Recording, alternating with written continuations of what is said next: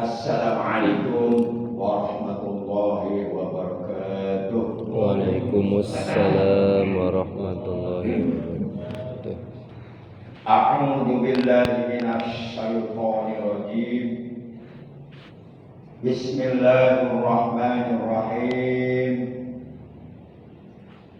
Alhamdulillahilladzi khalaqana bi ahsani taqwim wa hadana ila shiratil mustaqim wa ila dinihi sabili sa'adati ila jannati jiddaim.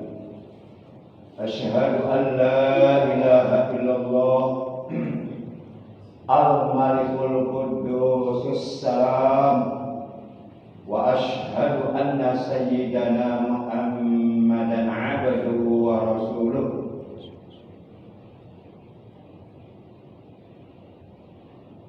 Allahumma shalli wa sallim wa barik wa sharif wa karim ala khairi khalqillahi bil jismi wal maqam sayyidina wa habibina wa syafi'ina wa qurrati a'yunina wa maulana Muhammad Sallallahu alaihi wasallam. wa ala alihi wa ashabihi alladzina jahadu fi sabilillah bisayfil mujahadah bil hikmati wal kalam. Amma ba'da, faqad qala Allah tabaraka wa ta'ala azza wa jalla fi kitabihil karim wa huwa asdaqul qailin. A'udzu billahi minasy syaithanir rajim. Bismillahirrahmanirrahim. Utlu ma uhiya ilaika minal kitab wa aqimis shalah innas salata tanha 'anil fahsya'i wal munkar wa la dzikrullahi akbar wallahu ya'lamu ma tasna'un. Wa qala nabiyyuna sayyiduna Muhammadun sallallahu alaihi wasallam, innama masalus salati fid din kamasali ra'si fil jasad. Sadaqallahu maulana al-azimul karim wa sadaqa rasuluhun nabiyyul habibul karim wa nahnu ala dhalika minasy syahidin wasyakirin walhamdulillahi rabbil alamin. Ma'asyiral muslimin, saudaraku seiman, seagama, seakidah, segenap jamaah Masjid Miftahul Jannah Perum Mekar Sari Permai, segenap jamaah Taklimul Udin, jamaah majlis ilmu yang seluruhnya tanpa kecuali dan mohon maaf tanpa disebutkan satu persatunya, dengan sedikit pun tidak mengurangi rasa hormat al-fakir kepada seluruh jamaah yang hadir yang dimuliakan oleh Allah, yang al-fakir hormati rahimakumullah wa hadakumullah wa hafizakumullah. Segala puji adalah milik Allah. Salawat dan salam semoga tetap dilimpahkan selalu atas kekasihnya Allah, paduka alam yang mulia, panutan kita, baginda tercinta Nabi Agung Nabiullah Muhammad sallallahu alaihi wasallam beserta seluruh keluarga beliau, para sahabat beliau, para pengikut beliau yang tetap setia, yang tetap cinta kepada beliau selalu dan selalu menjaga kecintaannya, kesetiaannya kepada beliau. Di antaranya yaitu dengan cara mentaati, menjalankan segala perintah beliau, dengan cara menjauhi apa-apa yang dilarang oleh beliau, juga dengan cara menghidupkan, mengamalkan sunnah-sunnah beliau serta melaksanakan apa-apa yang telah diwasiatkan oleh beliau, yang mudah-mudahan pada hari kiamat nanti, di mana pada hari itu seluruh umat manusia akan dikumpulkan oleh Allah di suatu padang yang sangat luas membentang. Padang tersebut dinamakan padang mahsyar. Mereka dikumpulkan untuk dihisab oleh Allah, untuk diperhitungkan amal baik dan buruk yang dilakukannya selama hidupnya di alam dunia, untuk diminta pertanggungjawaban atas nikmat-nikmat yang telah Allah titipkan kepada mereka. Digunakan untuk apa? Apakah digunakan untuk taat atau untuk maksiat, semuanya itu akan diminta pertanggungjawabannya oleh Allah Subhanahu wa taala. Pada hari itu seluruh umat manusia sangat amat membutuhkan syafaat dari baginda kita yang mulia tercinta, Nabi Agung Nabi besar Muhammad sallallahu alaihi wasallam. Semoga kita yang istiqomah hadir duduk di majelis ilmu dimanapun, kelak di hari kiamat mendapatkan syafaat hikmah dari beliau, mendapatkan air telaga beliau, dan semoga kita oleh Allah dikumpulkan bersama orang-orang yang dicintai oleh Allah, yaitu para nabi, para rasul, para siddiqin, para syuhada, para sholihin di bawah arasnya Allah dalam keadaan aman dan sejahtera. Amin ya Allah ya rabbal alamin. Ma'asyiral muslimin rahimakumullah wa hadakumullah wa hafizakumullah. Bersyukur kita kepada Allah, dan memang seyogyanya kita harus selalu bersyukur kepada Allah dalam situasi kondisi apapun, baik dalam situasi manis, pahit, situasi susah atau bahagia.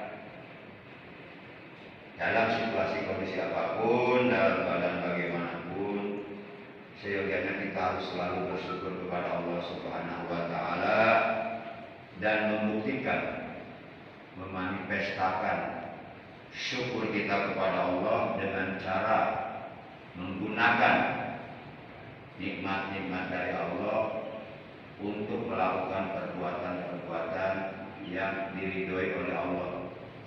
Menggunakan nikmat-nikmat dari Allah yang begitu banyak tiada terhitung, digunakan di jalan Allah, di jalan yang diridhoi oleh Allah. Menggunakan nikmat-nikmat dari Allah untuk melaksanakan perintah-perintah Allah dan Rasulnya. Jadi syukur itu adalah syukur abdi jami'ah ma an'ama Allahu alaihi li ajlihi.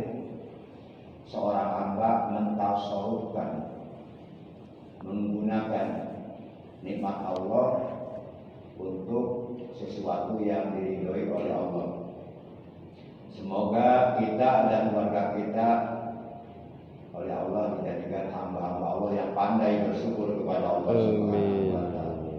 Orang kalau pandai bersyukur, walaupun dikasih susah, dikasih pahit, tetap dia memuji kepada Allah, tidak mencela. Dia selalu mengatakan alhamdulillahi ala kulli hal. Segala puji bagi Allah pada setiap keadaan, baik keadaan senang susah, tetap memuji kepada Allah, enggak pernah mencela kepada Allah, enggak pernah mengeluh kepada Allah. Itu tandanya orang tersebut pandai bersyukur kepada Allah Subhanahu wa taala. Shalawat ya para jemaah yang dimuliakan oleh Allah Subhanahu wa taala. Hari ini dengan pertolongan Allah kita dapat menghadiri taklim rutin pertemuan yang ke-berapa ya ini? Untuk jadwal saya pertemuan yang ke-45 kalau tidak salah ya. Pak Andi ya? Mana Pak Andi? Antar anak. Oh, antar anak. Oh iya siap. Pertemuan yang ke-45. Dan hari ini kita sudah berada di hari yang ke-10 di bulan kelahiran Rasulullah, yaitu bulan Rabiul Awal 1448 Hijriah, bertepatan dengan hari ke-23 di bulan Agustus, bulan kemerdekaan negara kita tercinta, yaitu negara Republik Indonesia. sekarang tahun 2026 ya. Kita merdeka tahun 1945, berarti 2026 diambil 1945, kita berarti sudah merdeka selama 81 tahun. Mudah-mudahan negara kita dan seluruh bangsa rakyatnya oleh Allah selalu dijaga, dijauhkan dari malapetaka, bencana dan berbagai hal-hal yang buruk untuk bangsa Indonesia. Dan semoga seluruh rakyat, seluruh bangsa Indonesia, terutama yang beriman, yang beragama Islam, semoga mereka bertakwa kepada Allah Subhanahu wa taala, menjalankan perintah-perintah Allah, menjauhi larangan Allah, sehingga apabila mereka bertakwa kepada Allah, maka kata Allah, la fatahna 'alaihim barakatin minas sama'i wal ardh. Maka niscaya kami akan bukakan pintu-pintu keberkahan dari langit dan dari bumi. Para jamaah yang dimuliakan oleh Allah Subhanahu wa taala, sebagaimana biasa, mari kita sama-sama mengawali taklim rutin kita dengan membaca Ummul Quran, Ummul Kitab, Suratul Fatihah. Kita hadiahkan untuk musonif pengarang kitab Fathul Mu'in, dan juga kita hadiahkan untuk seluruh ahli kubur keluarga kita, terkhusus untuk zaujati, istriku yang telah meninggal dunia pada malam Kamis ya, Rabu malam pukul 19.48 di RSUD Cilengsi di ruang ACU. Kita doakan semoga almarhumah istri saya yang bernama Umi Sodikoh binti Hadirun, semoga di saat menghembuskan nafasnya yang terakhir meninggal dunia dengan husnul khatimah, membawa iman, Islam, ihsan yang diterima oleh Allah, dan dosa-dosanya semoga diampuni oleh Allah Subhanahu wa taala. Dan nanti malam almarhumah sudah berada di malam yang keempat, berada di alam barzah sampai datangnya hari kiamat. Kita doakan semoga alam barzahnya, alam kuburnya oleh Allah dijadikan raudhah, dijadikan taman Riyadhul Jinan dari taman-taman sorga. Amin. Dan alam barzahnya, alam kuburnya Allah dilapangkan, diluaskan, diterangkan, diselamatkan dari azab kubur, mendapatkan nikmat kubur sampai datangnya hari kiamat, selalu berada dalam ampunan Allah, berada dalam rahmatnya Allah. Bitilkan niyatil Fatihah. A'udzu billahi minasyaitonir rajim. Bismillahirrahmanirrahim. Alhamdulillahi rabbil alamin. Arrahmanir rahim. Maliki yaumiddin. Iyyaka na'budu wa iyyaka nasta'in. Ihdinas siratal mustaqim. Siratal ladzina an'amta 'alaihim ghairil maghdubi 'alaihim waladdallin. Rabbighfir lana. Amin. Allahumma ighfir laha warhamha wa'afiha wa'fu anha waj'alil jannata maswaha wa ma'waha wa nawwir wasi qabraha waj'al lahum qabraha rawdatan min riyadil jinan wa la taj'al qabraha qubratan min qubadin niran wa asqitha ma'as siddiqin wa syuhada wa salihin wa hasuna ulaika rafiqa. Wa sallallahu ala sayyidina Muhammad wa ala alihi wa sahbihi wa sallam walhamdulillahi rabbil alamin. Ma'asyiral muslimin yang dimuliakan oleh Allah Subhanahu wa taala,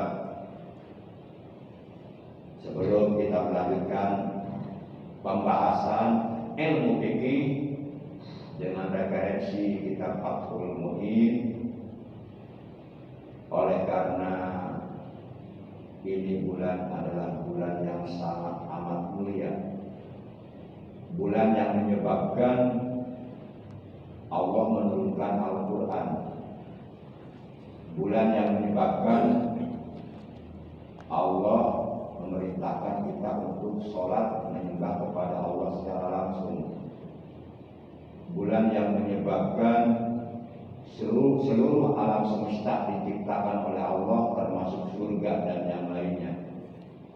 Karena bulan tersebut adalah bulan di mana lahir seorang utusan Allah yang menjadi penutup seluruh para nabi dan para rasul, yaitu Nabi kita tercinta, Nabi Agung, Nabi besar Muhammad Sallallahu Alaihi Wasallam. Seandainya Allah tidak mengutus beliau ke alam dunia, tentu Al-Quran tidak akan turun. Karena Al-Quran diturunkan kepada beliau. Kalau turun siapa yang mau menerimanya? Kalau beliau tidak ada, apa kita yang terima Al-Quran? Perintah sholat juga turun kepada beliau. Seandainya beliaunya tidak ada, kira-kira ada perintah sholat? Kira-kira ada nggak? Kan yang menerima perintah sholat ini langsung secara langsung dalam peristiwa Isra Mi'raj. Bahkan tidak ada seluruh alam semesta, termasuk tidak akan ada juga kalau Allah tidak menciptakan Nabi Agung, Nabi besar Muhammad Sallallahu Alaihi Wasallam. Itu yang dikatakan oleh Allah kepada Nabi Adam saat Nabi Adam masih berada di dalam surga.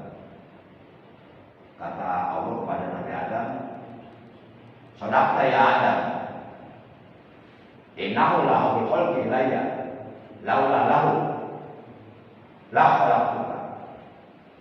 Benar engkau Adam, sesungguhnya Muhammad adalah satu-satunya makhluk yang paling aku cintai. Seandainya aku tidak menciptakannya, engkau Adam tidak akan aku ciptakan. Nah, kalau Nabi Adam yang diciptakan, kita akan kira-kira ada nggak? Kan manusia pertama yang paling diciptakan Nabi Adam, dan seluruh manusia yang diciptakan yang keturunan Nabi Adam. Makanya bulan Rabiul Awal adalah bulan yang paling mulia, karena di bulan tersebut telah lahir utusan Allah, Nabi Agung, Nabi besar Muhammad Sallallahu Alaihi Wasallam. Dan kita muliakan bulan Rabiul Awal, salah satu di antara caranya adalah dengan memperbanyak membaca sholawat kepada Nabi Agung, Nabi besar Muhammad Sallallahu Alaihi Wasallam. Kalaulah umpama di bulan-bulan sebelumnya, umpama kita biasa bersolawat setiap hari 100 kali, nah di bulan kelahiran Rasul harus lebih banyak lagi, ditingkatkan sebagai tanda bahwa kita cinta kepada Nabi Muhammad Sallallahu Alaihi Wasallam. Para jamaah yang dimuliakan oleh Allah Subhanahu Wa Taala,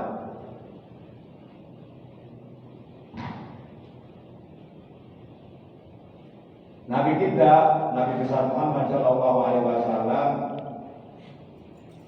beliau lahir pada hari Senin, tanggal 12 Rabiul Awal tahun 53 sebelum Hijriah. Sekarang sudah tahun 1448 Hijriah. Beliau lahir tahun 53 sebelum Hijriah. Berarti 1448 Hijriah ditambah 53 tahun. Berapa ya? Malas hitungnya ya. Kalau saya itu malas apalagi belum nyala. Lemes.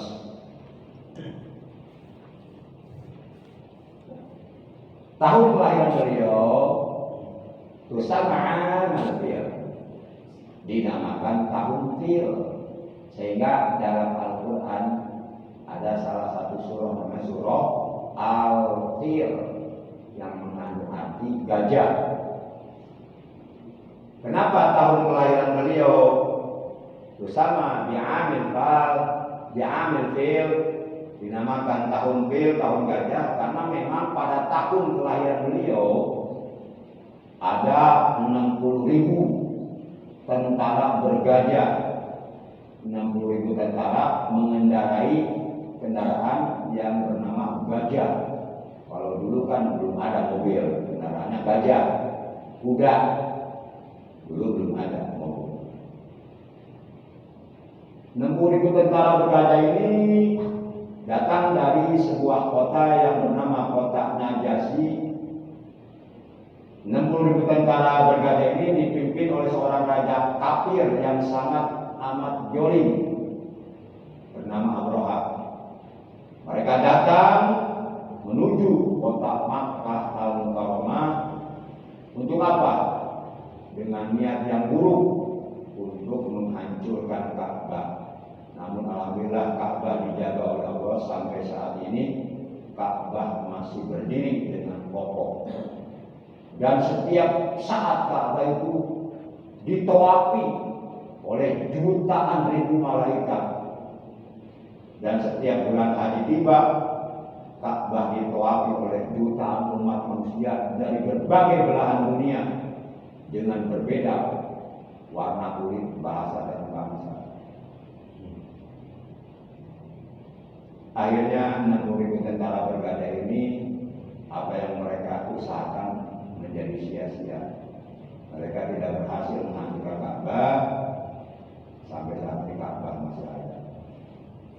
Dan Ka'bah itu menjadi tanda, ini menurut pendapat saya, menjadi tanda keberadaan.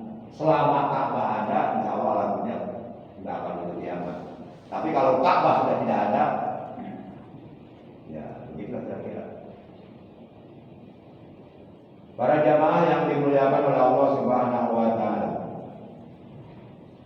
Nah, kelahiran baginda kita yang mulia tercinta Nabi Agung Nabi besar Muhammad Shallallahu Alaihi Wasallam bertepatan dengan tanggal 20 April tahun 571 Masehi.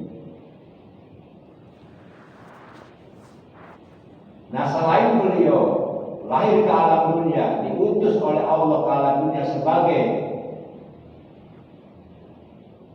Khatamul Anbiya wal Mursalin, sebagai penutup para nabi dan para rasul yang telah diutus oleh Allah ke alam dunia sebanyak 124.000 nabi, 315 orang rasul, dan 20 orang rasul yang wajib diketahui, dan 5 orang rasul sebagai ulul azmi.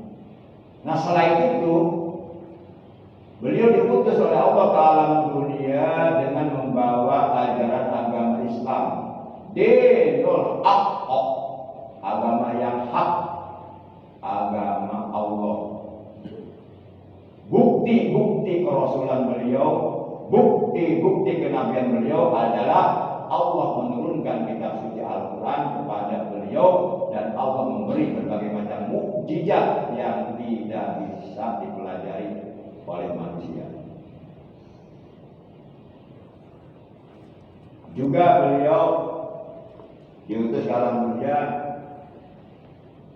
untuk memperbaiki akhlak manusia, sebagaimana beliau katakan dalam sebuah hadis yang diriwayatkan oleh Imam Ahmad. Beliau katakan di hadapan malaikat Jibril, innama bu'istu liutammima makarimal akhlaq. Sesungguhnya aku diutus oleh Allah ke alam dunia adalah liutammima makarimal akhlaq, untuk menyempurnakan akhlak, untuk memperbaiki akhlak. Makanya beliau diutus oleh Allah di tengah-tengah masyarakat jahiliyah, masyarakat Quraisy Mekah jahiliyah. Saat itu masyarakatnya gemar berbuat dosa, bermabuk-mabukan, berantem, saling bunuh-bunuh, pokoknya rusak akhlak. Beliau diutus di tengah-tengah masyarakat seperti itu. Nah, sekarang justru Mekah menjadi sentral Islam sealam dunia. Itu perjuangan beliau. Tiap tahun didatangi oleh umat Islam di seantero dunia. Tiap tahun jutaan manusia sholat sujud di situ di Masjidil Haram. Itu perjuangan Rasulullah. Para jamaah yang dimuliakan oleh Allah Subhanahu wa Ta'ala. Nah, minimal paling ketiga sekurang-kurangnya ada 4 akhlak mulia yang terdapat di dalam kepribadian baginda kita yang mulia tercinta, yang seyogyanya kita ikuti, kita tiru, kita contoh. Dan memang kita diperintahkan oleh Allah untuk mencontoh beliau semampu kita. Kita diperintahkan oleh Allah untuk menjadikan beliau sebagai uswah, sebagai suri tauladan, sebagai qudwah, sebagai ikutan. Sebagaimana firman Allah dalam Al-Quran surah 33 Al-Ahzab juz 22 ayat 21. Dengan sangat jelas Allah telah berfirman, laqad ja'akum rasulun min bukan itu. Laqad kana lakum fi rasulillahi uswatun hasanah. Kalau laqad ja'akum itu surah At-Taubah ayat 8. Surah 9 At-Taubah ayat 8. Kata Allah laqad kana, itu lamnya lam taukid. Menurut disiplin ilmu tata bahasa Arab, lamnya lam taukid, penguat kalimat. Jadi kalimat tersebut diperkuat dengan lam taukid untuk meyakinkan. Qad itu qadnya qad harfiah, kana itu fi'il madhi. Menurut para ulama ahli nahwu, ketika qad harfiah masuk fi'il madhi itu mengandung makna ditakkid. Maksudnya adalah menyatakan kesungguh-sungguhan. Kalau bahasa kita serius, nggak bohong. Jadi kata Allah, laqad kana, sungguh benar-benar telah ada lakum bagi kalian, bagi seluruh umat manusia, fi Rasulillahi, di dalam kepribadian Rasulullah Muhammad Sallallahu Alaihi Wasallam. Opo uswatun hasanah, suri tauladan yang baik, yang paling baik. Nah, berdasarkan ayat ini, sebenarnya dalam ayat ini Allah memerintahkan kepada kita agar menjadikan Nabi Muhammad sebagai suri tauladan. Karena beliau oleh Allah dijadikan uswatun hasanah, dijadikan figur, pola, contoh yang paling baik untuk dicontoh. Siapapun yang mencontoh akhlak beliau, sadar tidak sadar, sebenarnya dia telah mengikuti ajaran Al-Quran. Sebenarnya dia telah mengaplikasikan, mengimplementasikan, merealisasikan ajaran yang terkandung dalam kitab suci Al-Quran. Kenapa? Karena akhlak beliau, kata Siti Aisyah, khuluquhul Quran. Akhlak Rasulullah adalah akhlak Al-Quran.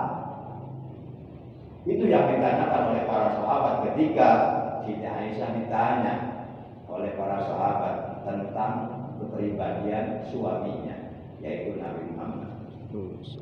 Ya Aisyah, kaifa khuluquhu? Wahai Aisyah, bagaimana akhlak suamimu? Siti Aisyah saat itu menjawab dengan singkat padat. Kata Siti Aisyah, kana khuluquhul Quran. Adalah Rasulullah akhlaknya akhlak Al-Quran. Artinya apa? Artinya isi kandungan Al-Quran itu semuanya sudah diimplementasikan di dalam kepribadian akhlak Nabi Muhammad SAW. Seakan-akan Rasul itu diamnya diam Al-Quran, ucapannya ucapan Al-Quran, tindakannya tindakan Al-Quran. Artinya apapun yang beliau ucapkan, apapun yang beliau tetapkan, apapun yang beliau lakukan, itu semuanya sesuai dengan ajaran Al-Quran. Jadi akhlak beliau adalah merupakan cermin dari isi kandungan Al-Quran. Maka oleh karenanya, kalau kita mencontoh akhlak beliau, kita mengikuti Al-Quran. Kalau kita mengikuti Al-Quran, pasti sampai ke surga. Karena inna hadzal Quran syafi'un musaffa'un man ittaba'ahu qadahu ilal jannah. Sesungguhnya Al-Quran ini adalah pemberi syafaat yang syafaatnya diterima. Barang siapa yang mengikuti Al-Quran, man ittaba'ahu, barang siapa yang mengikuti Al-Quran, qadahu, Al-Quran akan menuntunnya ilal jannah, masuk ke dalam surga. Nah, kalau kita ingin mengikuti Al-Quran, ikuti Rasulullah. Itu Al-Quran berjalan. Kan kalau kita ingin paham bisikan Al-Quran, kan harus pesantren puluhan tahun. Itu belum tentu berhasil. Udah, kalau kita ingin mengetahui Al-Quran itu seperti apa sih isinya, itu akhlak Rasulullah isinya. Para jamaah yang dimuliakan oleh Allah Subhanahu wa Ta'ala. Dan akhlak ini menjadi puncak keimanan, kesempurnaan keimanan kita. Tingginya ilmu belum jadi jaminan iman kita sempurna. Berapa banyak orang yang ilmunya tinggi malah justru semakin jauh dari Allah. Malah justru semakin berani menghalalkan yang Allah haramkan, mengharamkan yang Allah halalkan. Itu berarti ilmunya jauh dari hidayah Allah. Dengan ilmunya dia bukan masuk surga, tapi malah masuk neraka. Seharusnya kalau orang berilmu itu kan masuk surga gitu kan, ini malah masuk neraka dengan ilmu. Makanya kalau minta ilmu yang disertai hidayah. Ya Allah, berikan aku ilmu yang bermanfaat, yang disertai hidayah. Karena kalau ilmu tidak disertai hidayah, bisa sesat dan menyesatkan. Jadi Allahumma inni as'aluka ilman nafi'a ma'al hidayah. Ya Allah, berilah aku ilmu yang bermanfaat, yang disertai hidayah. Karena kata Nabi, man izdada ilman wa lam yazid hudan lam yazid min Allah ila maqtan wa bughdan. Barang siapa yang bertambah ilmu pengetahuannya tapi tidak bertambah hidayah kepadanya dari Allah, maka tidaklah bertambah kepadanya, melainkan dia semakin bertambah jauh dari Allah.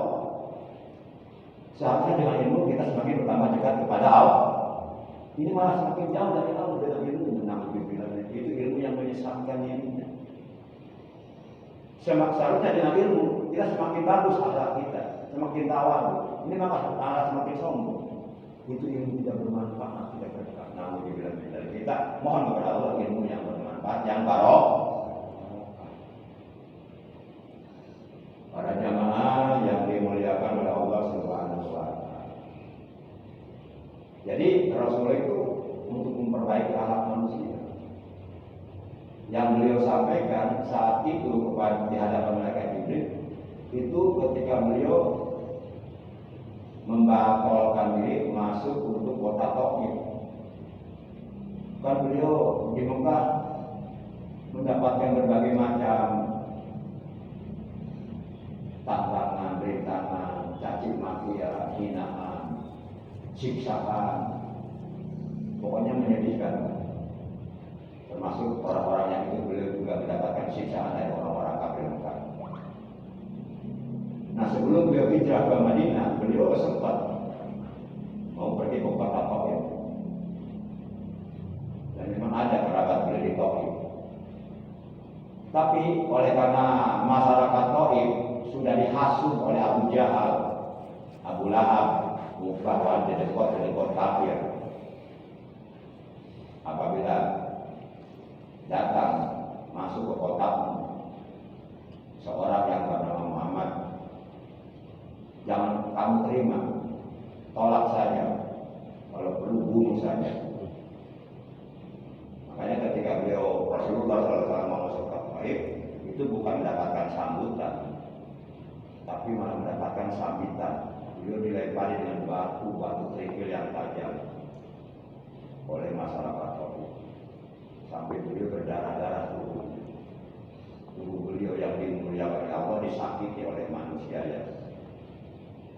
Padahal beliau sudah melakukan perjalanan jauh dari Mekah ke Taif itu kurang lebih sekitar 500 km jalan kaki. Begitu sampai dilempari batu, tidak sedih.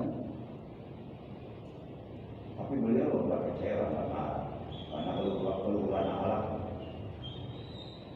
Akhirnya beliau tidak jadi masuk Taif. Beliau batalkan untuk masuk Taif. Dan mungkin kalau beliau memaksakan diri bisa dibunuh saat itu beliau. Bisa mati di tempat. Beliau kecapean dan menahan rasa sakit dari lemparan batu yang dilakukan oleh orang-orang Taif. Ya beliau akhirnya istirahat dulu, bersandar di sebuah pohon kurma. Saat itu turun malaikat Jibril atas perintah Allah. Hei Jibril, turun kau, temui kekasihku sedang sedih. Datang malaikat Jibril mengucapkan salam dan jawab salam oleh beliau. Lalu kemudian saat itu malaikat Jibril menawarkan diri, menawarkan jasa. Sekiranya Rasulullah mengizinkan, saat itu pula masyarakat Taif yang telah melempari beliau akan dibinasakan oleh malaikat Jibril. Dengan cara gunung-gunung yang ada di situ akan diangkat oleh malaikat Jibril dan dibebankan kepada mereka. Tapi saat itu kata Rasulullah, "Latak alam itu, jangan kau lakukan itu. Yang aku inginkan bukan itu. Yang aku inginkan mereka masuk Islam, menyembah Allah." Jadi Rasulullah berutus bukan untuk membinasakan manusia, tapi untuk memperbaiki akhlak. Baik akhlak kepada Allah, akhlak kepada manusia. Bagaimana kita berakhlak kepada Allah, bagaimana kita berakhlak kepada sesama manusia. Bagaimana kita berakhlak kepada orang tua, kepada guru, kepada teman. Itu yang dianggap Rasulullah. Akhirnya Rasulullah mendoakan orang-orang Taif yang telah melempari beliau dengan batu. Rasulullah dilempari batu sampai berdarah sakit, malah mendoakan, enggak membalas melemparnya. Ini alat Rasulullah kita contoh. Kalau kita diludahi sama orang, jangan ludahi lagi. Doakan ya Allah, mudah-mudahan orang ini ampuni dosanya, dapat hidayah, akhlaknya baik. Kita kira-kira lebih berani mendoakan kepret 12 kali. Allah Akbar, Masya Allah, kita masih jauh. Kita mengatakan saya cinta Nabi, cinta Rasul, tapi akhlaknya masih jauh dengan Nabi dan Rasul. Walaupun demikian, mudah-mudahan kita oleh beliau dihapus sebagai umatnya yang mendapatkan sahabat dari beliau. Masya Allah. Akhirnya Rasulullah berdoa, dan saat itu diamini oleh malaikat Jibril. Doa yang beliau panjatkan kepada Allah saat itu adalah Allahumma hdi qaumi fa innahum la ya'lamun. Allahumma hdi qaumi fa innahum la ya'lamun. Ya Allah, berikanlah hidayah kepada mereka, kaumku yang telah melempari aku dengan batu. Berikan hidayah kepada mereka, hidayah petunjuk ya Allah untuk menerima Islam. Mereka belum tahu aku ini membawa agama yang menyelamatkan mereka dunia akhirat. Mereka belum tahu itu. Makanya mereka melempari aku maafkan saja karena mereka belum tahu. Seandainya mereka sudah tahu aku ini membawa kebenaran, membawa agama yang menyelamatkan mereka dari neraka, mereka enggak akan melempari aku. Mereka belum tahu, aku maafkan saja. Para jamaah yang dimuliakan oleh Allah Subhanahu wa Ta'ala. Nah, di antaranya ada 4. Enggak apa-apa ya kita lanjutkan pembahasan ini ya, sebagai materi selingan aja ya. Hah? Enggak apa-apa. Hah? Oh siap. 8 menit lagi ya. Siap. Kalau misalnya ke 40 menit itu bisa 1 jam lagi. 8 menit nggak cukup ya. Baik. Kita persingkat. Minimal ada 4 akhlak yang sangat mulia yang terdapat di dalam kepribadian Nabi kita tercinta, Nabi Agung, Nabi besar Muhammad SAW, yang seyogyanya kita contoh semampu kita. Jangan dulu mengatakan saya nggak mampu mencontohnya. Jangan, coba dulu. Kalau kita sudah mencoba maksimal, optimal, ternyata cuma segitu ya, itulah kemampuan kita. Jangan mengatakan tidak mampu kalau belum melakukan. Lakukan dulu, coba dulu. 4. Dan 4 akhlak yang mulia ini yang ada di dalam kepribadian Nabi besar Muhammad SAW, apabila kita amalkan, kita aplikasikan di dalam keseharian kita, itu bisa menyempurnakan iman yang ada di dalam hati kita. Dan memang sempurna atau tidaknya iman seseorang itu patokannya adalah akhlak. Sebagaimana beliau mengatakan akmalul mu'minina imanan ahsanuhum khuluqa.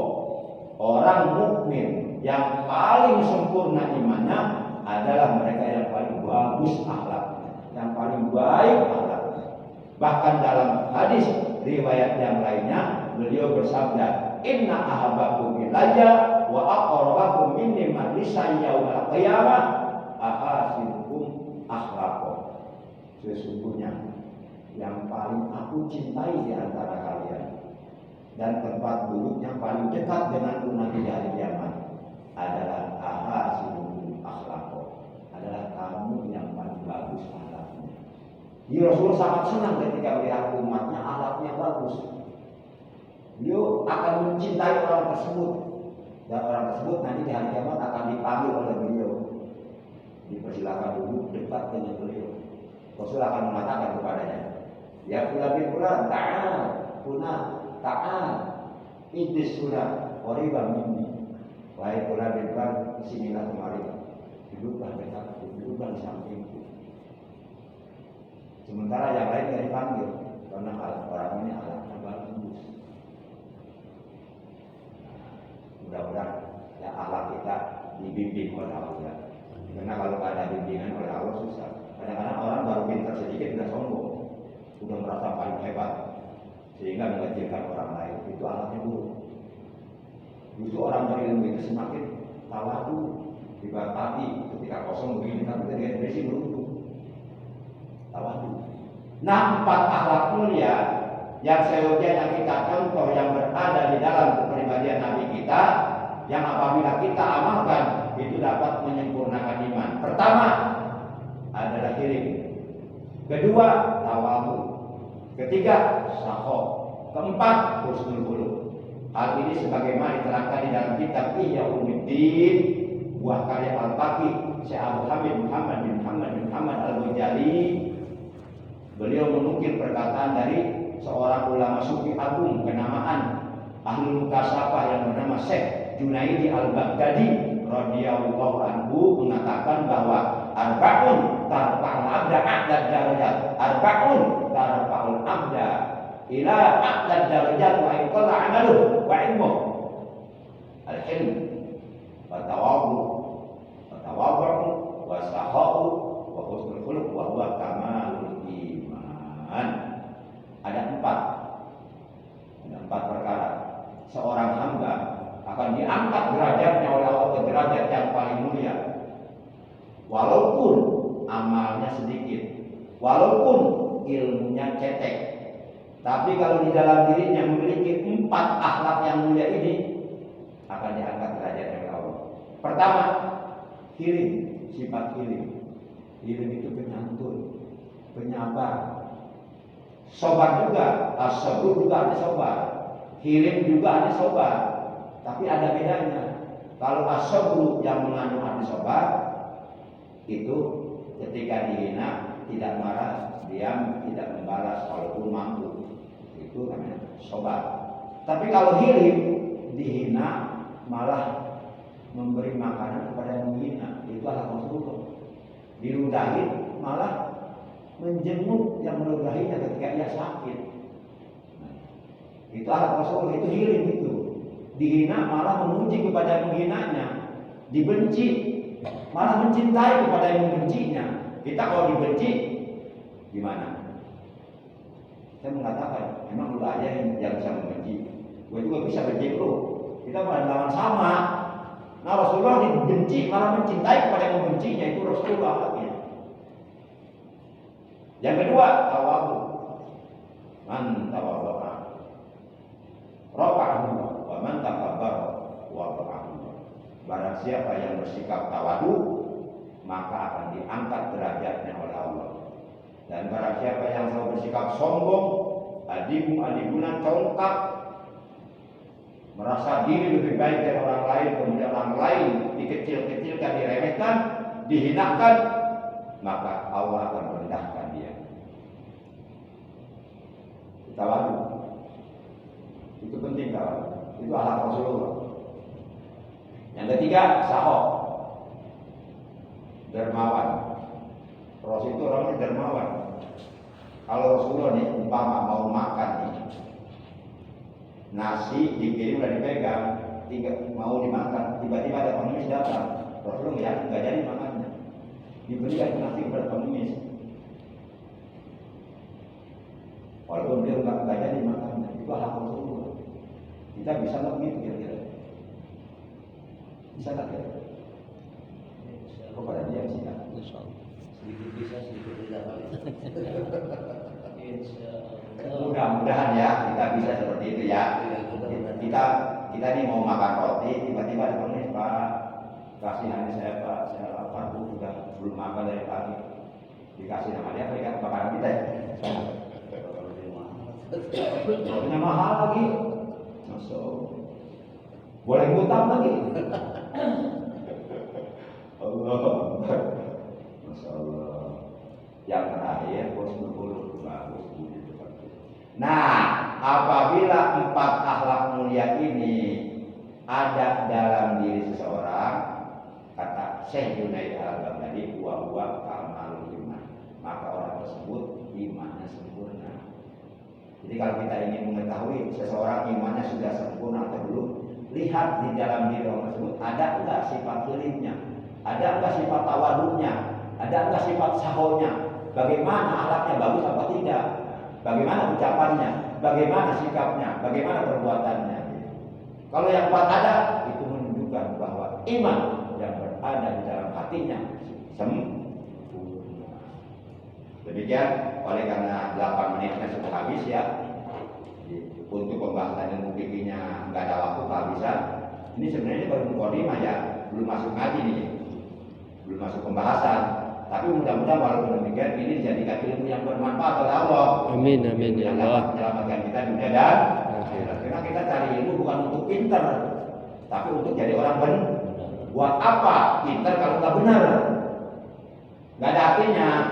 Kita itu cari ilmu bukan untuk pintar, tapi untuk paham, untuk ngerti. Orang pintar belum tentu paham, orang pintar belum tentu ngerti, beda. Tapi setiap orang ngerti kalau pintar. Itu para jemaah yang dimuliakan oleh Allah Subhanahu wa taala. Baik, oleh karena waktunya telah habis, akhirnya mari kita tutup taklim kita pada hari ini dengan ucapan hamdalillah. Alhamdulillahirabbil alamin. Subhanallahumma wa bihamdika asyhadu an la ilaha illa anta wahdaka la syarika laka astaghfiruka wa atubu ilaik. Astagfirullah Rabbal baraya. Astagfirullah minal khataya. Astagfirullah Rabbal baraya.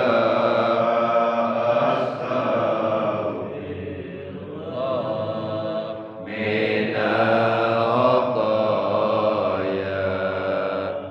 Ya Rasulullah, salamun alaik. Ya Rabbi azani wa daraji.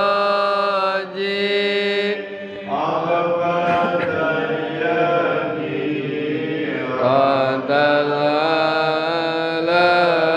alamin. Ya uhailal judi wal karami. Ya uhailal judi wal karami. Rabbi fanfa'na bi barakati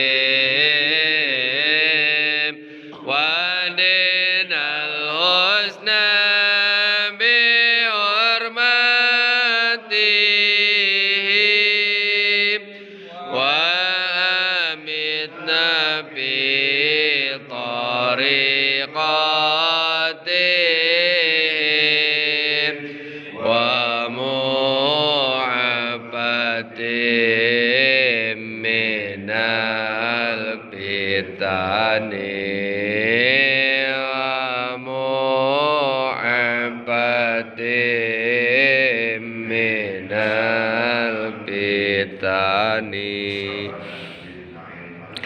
Amin ya Allah. Amin.